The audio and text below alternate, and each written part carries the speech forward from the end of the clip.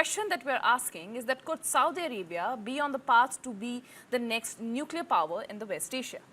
The Donald Trump administration is preparing to announce a major nuclear agreement with Riyadh, one that could allow Saudi Arabia to enrich uranium and potentially reprocess plutonium on its own soil as well.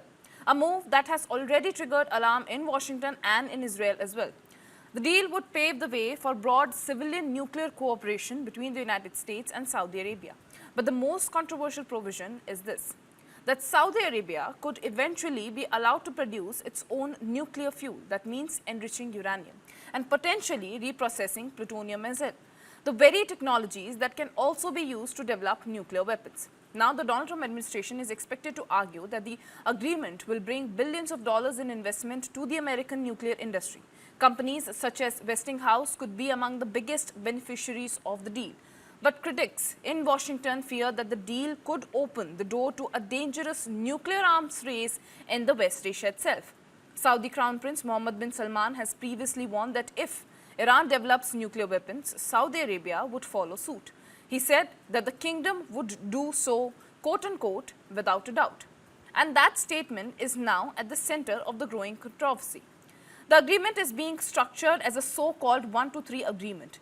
These deals provide the legal framework for US civilian nuclear cooperation with other countries while also containing non-proliferation safeguards.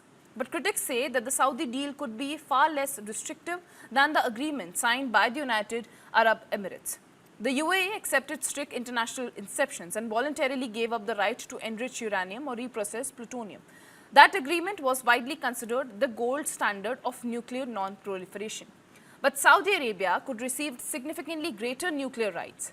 The deal may also limit the ability of international inspectors to access certain sites that could potentially be used to divert nuclear material towards weapons development. And there is another layer of secrecy. The agreement includes 2 confidential side letters. The Donald Trump administration is expected to argue that these contain sensitive business and national security information. But some lawmakers are already demanding that the documents be made public before Congress approves the deal.